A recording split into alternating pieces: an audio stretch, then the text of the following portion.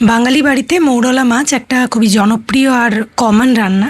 অনেক রকমভাবে আমরা মৌরলা মাছের রান্না করি, কিন্তু আজকে আমি যেভাবে রান্না করে তোমাদের সাথে শেয়ার করছি এটা খুবই সহজ আর খুবই টেস্টি হয়, একটু অন্য রকমের।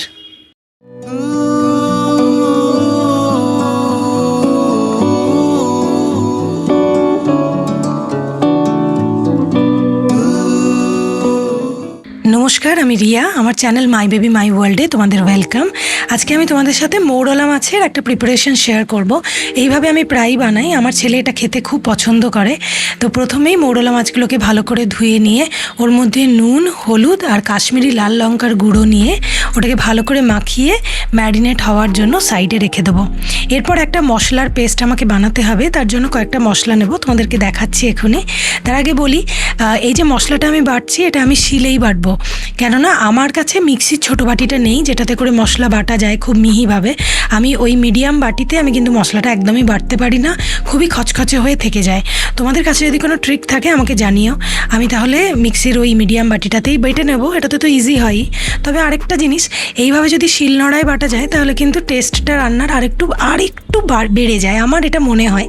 তবে যদি ওটা তোমরা জানো যে কিভাবে বাটা যাবে আমাকে একটু জানিও, আমার একদমই পেস্টটা মিহি হয় না মিক্সির বাটিতে বাটলে। তো এই যে মশলাটা নিলাম, সেই মশলাটার জন্য আমি 2 চামচ কালো সর্ষে, 1 চামচ পোস্ত, একটুখানি কাঁচা লঙ্কা সামান্য, মানে ঝালটা নিজেদের অনুযায়ী, আমি তো আমার ছেলের জন্য বানাচ্ছি তাহলে আমি ঝালটা কমই দিচ্ছি। তো আর নুন আর জল দিয়ে একটা পেস্ট বানিয়ে আমি রেখে দিলাম। এরপরে কয়েকটা সবজি কাটতে হবে, মানে পেঁয়াজ আর টমেটো। তো হাফ পেঁয়াজ নিয়ে একদম ঝিরিঝিরি করে কেটে নিচ্ছি, আর হাফ টমেটো নিয়ে সেটাকেও একদম কুচি কুচি করে কেটে আমি রেখে দেবো।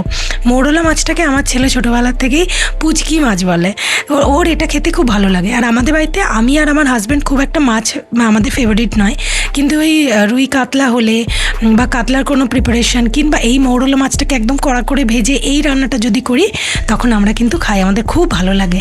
তাই ভাবলাম করছি যখন তোমাদের সাথে রেসিপিটা শেয়ারই করি, আর খুব সহজও এটা বানানো। তো কড়াইয়ের মধ্যে আমি দিয়েছি সাদা তেল, খুব সামান্য পরিমাণ তেলে আমি এটা করব। তারপর মাছগুলোকে যেগুলোকে ম্যারিনেট করে রেখেছিলাম ওগুলো দিয়ে লাল লাল করে ভেজে আমি তুলে নিয়েছি। এবার ওইটুকু তেলের মধ্যেই আমি দিচ্ছি জিরেটা একটু গন্ধটা বেরোতে শুরু করলে আমি দিয়ে দিচ্ছি পেঁয়াজ কুচিটা। খুব একটা তেল আমি দিইনি, তুমি দেখো, যাতে খুব তেল খাওয়া তো শরীরের জন্য ভালোও নয়, আর আমরা যে কোনো বাড়ির রান্নাতে তেল খুব একটা ব্যবহারও করি না, তো সেই জন্য কম তেলেই রান্নাটা হবে, সেই জন্য একটু লেগে গেছিলো। এবার পেঁয়াজটা নরম হওয়ার পরে আমি টমেটো দিয়েছি, টমেটো দিয়ে নুন দিয়ে ওই 1 থেকে 2 মিনিট লো ফ্লেমে ঢাকা দিয়ে দিয়েছি যাতে টমেটোটা একদম নরম হয়ে যায়। 2 মিনিট পরে টমেটোটাকে খুন্তি দিয়ে চেপে চেপে ভেঙে নিয়েছি। এবার ওই মশলাটা যেটা বেটে রেখেছিলাম সেটা দিয়ে আমি পুরো মশলাটাকে ভালো মতো করে কষিয়ে নেব। এবার কষিয়ে নেওয়ার সময় আমি কয়েকটা গুঁড়ো মশলা এর মধ্যে দেবো, যেমন হলুদ গুঁড়ো, আর তার সাথে কাশ্মীরি লাল লঙ্কার গুঁড়ো, আর নুন দিতে হবে আমাকে। এবার আমি ভালো করে এটাকে কষাবো। আমি কিন্তু শুকনো লঙ্কার গুঁড়ো ব্যবহার করছি না, কারণ আমরা বাড়িতে শুকনো লঙ্কার গুঁড়োটা খাই না, তোমরা চাইলে তোমরা ব্যবহার করতে পারো। এবার আমি দিয়ে দিচ্ছি সামান্য নুন। এবার আমি দিয়ে দেবো মাছগুলোকে আগে থেকেই বেজে রেখে দিয়েছিলাম। আর মৌরলা মাছ এমনি শুধুই চিবিয়ে খেতেও খুব ভালো লাগে।